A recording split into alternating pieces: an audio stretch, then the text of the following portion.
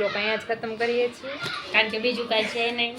મને એમ કે મોબાઈલ મૂક મોબાઈલ નો જોવે ને આંખ બગડી જાય ને ઓલું થઈ જાય ને ઓલું થઈ જાય. તો સ્વાગત છે તમારું મારા નવા બ્લોગમાં.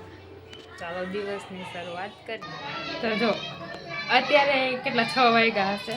તો કેમેરામાં કંઈક થઈ ગયું છે ને તો ટાઈમ આવી જ જાય છે. આમ તો તે લખેલો વિડીયોમાં તો મેં કીધું પપ્પા હવે જાગો તો તમને ચા દો. તો પપ્પા કે હજી ચા કર્યો નથી. મેં ના નથી કર્યો.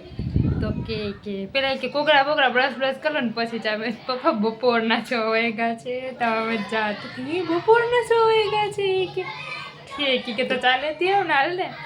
તો પછી ચા અને રોટલી આપ્યું મેં.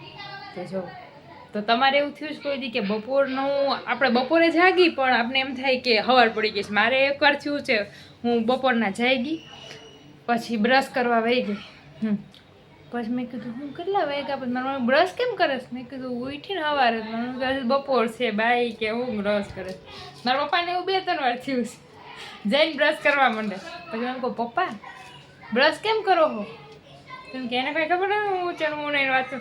કા પપ્પા તમને એમ થાય ને ઘણી વાર કે બપોરે સવાર પડી ગઈ પછી તમે બ્રશ કરવા માંડો. તમને યાદ છે? યાદ તો મારા પપ્પા કાંઈ ન હોય. એમને કાંઈ ગમે જ નહીં યાદ રાખો.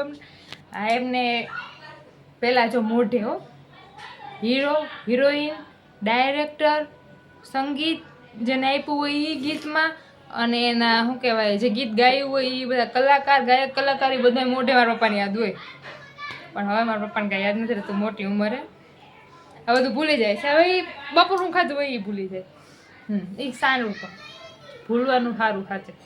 તમે જ કહેજો એ સારું નહીં મને કમેન્ટ તો જો આ છે મારી ભાણી. હાય અને આ છે ડોર. મારું તમારી ભાણી ચીટ ભાણી છે. અમારી બધી ક્યુટ નથી પણ એવું બધું આવડે છે.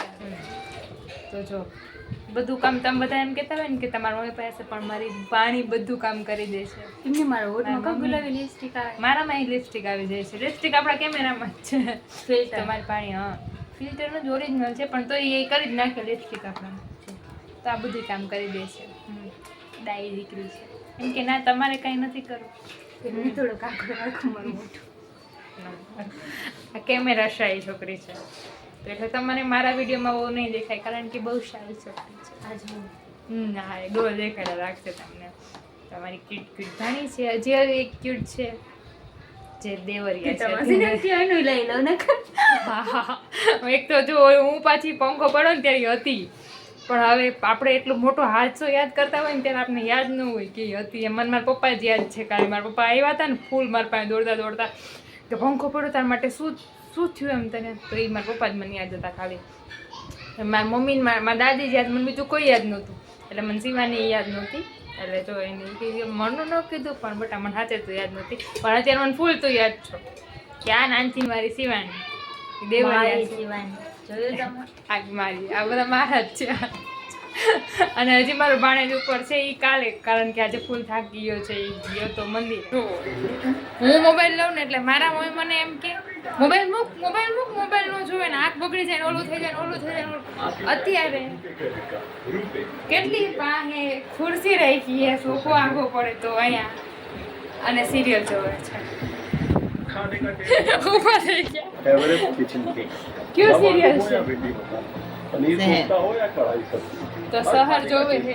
ઓલી વખતે હું જ્યારે આવી ને ત્યારે આ સિરિયલ જોતા હતા પછી ત્યારે આમાં કઈ કિડનેપ અને એવું બધું હાલતું હતું. અત્યારે હિરોઈન બદલાઈ ગઈ છે.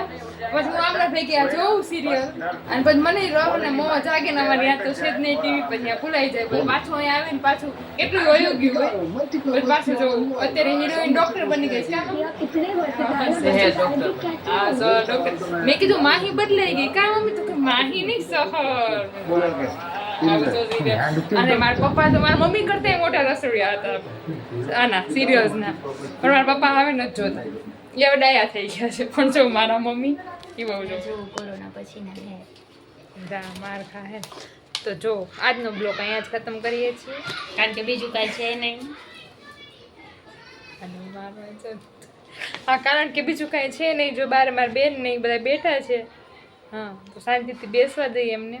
હેરાન નથી કરવા કોઈને. આપણે હેરાન નથી થવું વધારે પડતું એટલે આજનો બ્લોગ અહીંયા જ ખતમ કરીએ છીએ. આશા રાખું તમને બ્લોગ ગમ્યો હોય છે. લાઈક શેર સબસ્ક્રાઈબ કરવાનું ભૂલતા નહીં. અને મારા પ્યારા ક્યુટ સબસ્ક્રાઈબર છે એ તો મને સપોર્ટ કરે જ છે, એટલે પછી આપણે કંઈ ચિંતા તો છે નહીં. જય માતાજી બધાને.